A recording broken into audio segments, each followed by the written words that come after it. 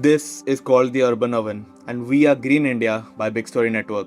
India is building like never before. New roads, new towers, new cities rising from the ground every single year. We are told this is progress, this is development, and we are told this is the future. But step outside in any Indian city between April and June, stand on the pavement, look up at the sky, not at trees, not at clouds, but concrete, glass, steel, asphalt stretching as far as the eye can see, and feel it. The heat does not come from above. It rises from the ground, it radiates from the walls, it presses against your skin from every direction. There is no way to escape. There is no shade. There is no cool. Our cities have forgotten how to breathe, and we are the ones suffocating inside them. Let us understand what is actually happening to our cities. Every Indian city needs to breathe. Trees absorb heat, soil absorbs water, wetlands regulate temperature, lakes cool the air around them. This is not poetry, this is science. This is how a living, healthy city functions. But what have we done? We have covered our cities in stone, concrete roads, asphalt, glass buildings that reflect and trap heat, metal rooftops that turn into ovens by noon. We have replaced every tree with a building, every lake with a layout, every forest with a flyover. The result is what scientists call the urban heat island effect. Cities are now significantly hotter than the land around them, not because of climate change alone, but because what we have built and what we have destroyed. Delhi recorded 47.3 degrees Celsius in 2024 May, one of the highest temperatures ever recorded in city's history.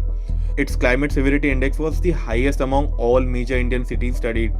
Urbanization alone is responsible for nearly 38% of urban warming in India, causing cities to heat up 60% faster than the rural areas surrounding them. And it's not just Delhi. Mumbai, Chennai, Hyderabad, Pune, Bangalore, Ahmedabad, city after city wrapped in stone skin, burning from the inside out. Now we want you to think about someone. A construction worker in Delhi, he leaves home at 5 in the morning. He works on a building site laying the very concrete that is making the city hotter. By noon, the temperature around him is above 45 degrees. The ground beneath his feet is radiating heat. There is no shade, there is no cooling station, there is no warning system telling him that today is a dangerous day to work. He feels dizzy, he drinks some water, he sits down for a few minutes, then he gets back up because he has a family depending on him. Young children, old parents, and if he does not work today, they do not eat today. This is not a hypothetical story. This is the daily reality of 380 million Indians, three quarters of the entire workforce who work in heat exposed conditions every single day. In 2024 alone, India lost 247 billion labor hours due to heat. That is nearly $194 billion in economic losses, gone not from floods, not from earthquakes, from heat. And in Delhi's slums, home to millions, temperatures surge up to 6 degrees higher than the city's average. While air-conditioned office and malls manage the heat, the people who build it, those offices, those who clean the malls, those who deliver the food to those homes, have no escape.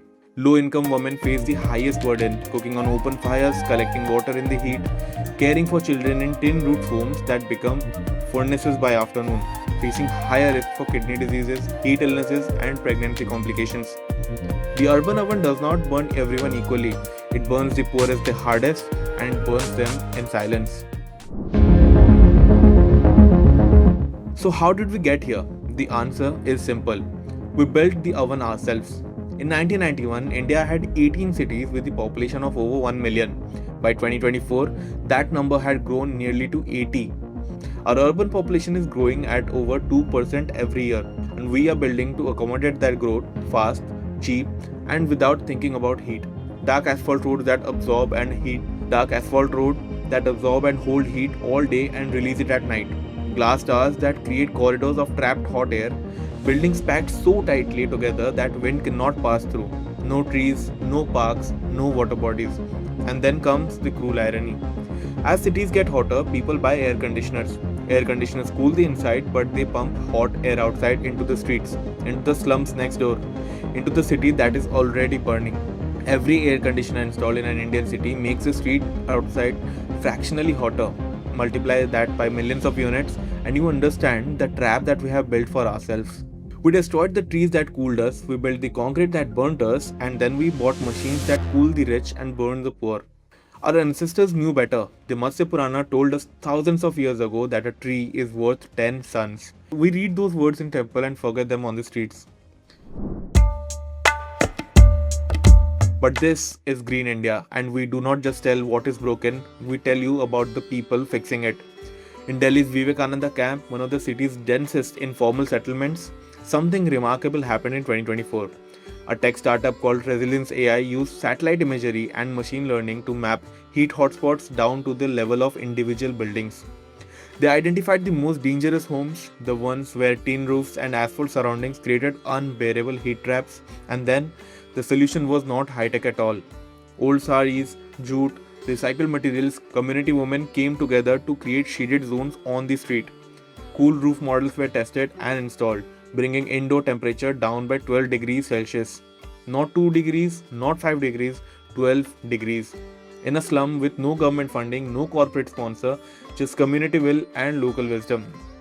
In Kochi, one of India's 24 cities expected to face average summer temperature above 35 degrees by 2050. A tree planting campaign united residents, NGO and local government. Research found a temperature difference of 5.5 degrees between the hottest and the coolest neighborhoods. The difference was simply trees. In Chennai, UNEP and India's CEPT University mapped the city's hottest zone and gave planners a blueprint for passive cooling. Nature-based solutions that can reduce urban heat by up to 4 degrees and cut heat-related illnesses by 15 to 30%. And Tamil Nadu was the first state in India to officially declare heat a disaster, opening up government fundings for cooling stations across schools, factories and social housing. These are not experiments, these are blueprints. The cool city is possible, it just needs the will to build it. We want to speak to you directly now. You may not be a policymaker, you may not be an urban planner, but you live in a city and you are a part of this system. Plant a tree, one tree, on your street, in your compound, on your terrace, doesn't matter. A single mature tree can cool the air around it by up to 5 degrees. It costs almost nothing and it lasts for generations.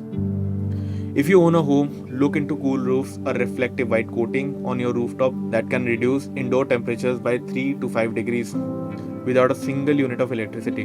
Mumbai's pilot projects replacing dark surfaces with reflective ones showed a surface temperature reductions by 6 degrees. Push your local government, ask your municipal corporation what is the tree cover policy in your ward? What happened to the lake that used to be here?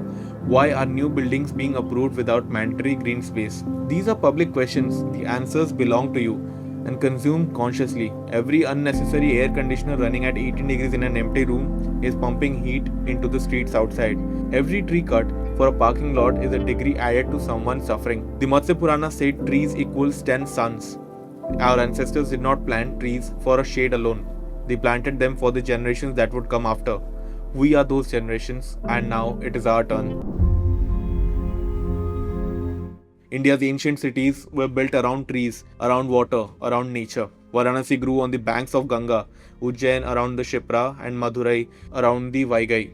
Our oldest civilizations understood that a city without nature is not a city, it's a furnace. We forgot that. We paved our lakes, we cut down our forests, we built towers of glass and steel and called it progress. And now our cities are burning, and the poorest among us burned the hardest. But across India, a quiet resistance is growing. In the saris hung across Delhi slum to recreate shade, in the trees planted along Kochi streets, in the women who refuse to let their neighborhoods become uninhabitable, in every cool roof, every saved lake, every seed pressed into the earth of a concrete city, they are not waiting for someone else to fix it. They are the ones fixing it. The question is not whether India can cool the cities down. The science says it can. The solutions exist, the people exist. The question is, will we act before the last tree is gone? This is Green India by Big Story Network. If this mattered to you, share it with the one person because shade we plant today is the world we leave behind. See you in the next one.